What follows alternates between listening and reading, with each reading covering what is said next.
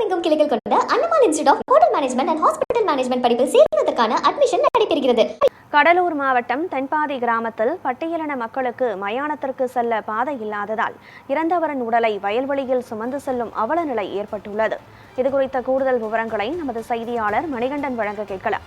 மணிகண்டன், அங்கு காட்டுமன்னார் கோயிலை அடுத்த தென்பாதி கிராமத்தில் இப்படி மயானத்தை பயன்படுத்த முடியாத அளவிற்கு சாலையானது எத்தனை நாட்களாக இதே நிலை தொடர்கிறது? அப்பகுதி மக்கள் இதனால் எந்த வகையில் பாதிக்கிறார்கள்?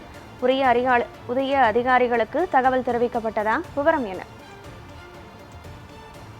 கண்டிப்பாக கடலூர் மாவட்டம் காட்டுமன்னார் கோயில் அருகே உள்ள தென்பாதி கிராமம் அங்க இருக்கு. இந்த கிராமத்துல பாத்தீங்கன்னா 300க்கும் மேற்பட்ட பட்டியல் சமுதாய மக்கள் வசிச்சுட்டு இருக்காங்க. இந்த நிலையில இந்த கிராமத்தில் சுடுகாட்டிற்கு செல்ல முறையான பாதை வசதி இல்லாததால் இறந்தவர்களின் உடலை வயல்வெளி வழியே சுமந்து செல்ல வேண்டிய அவல நிலை இங்க இருக்கு.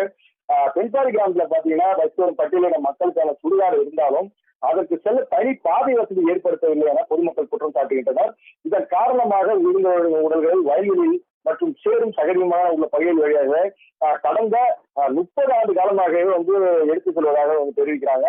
அதுபோல் பாத்தீங்கன்னா அதே பகுதியைச் சேர்ந்த அன்பழகன் என்பவர் பாத்தீங்கன்னா உடல்நலக்குறைவு காரணமாக நேற்று இயற்கை எழுதினார்.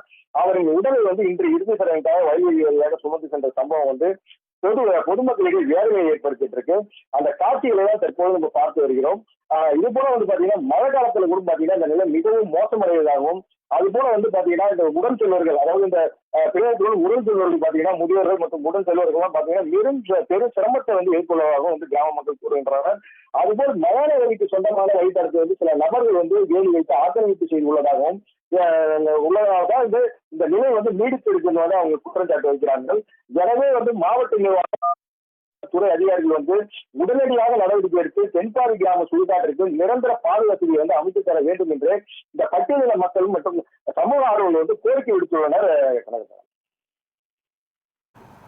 விவரங்களை வழங்கியமைக்கு நன்றி மணிகண்டன்.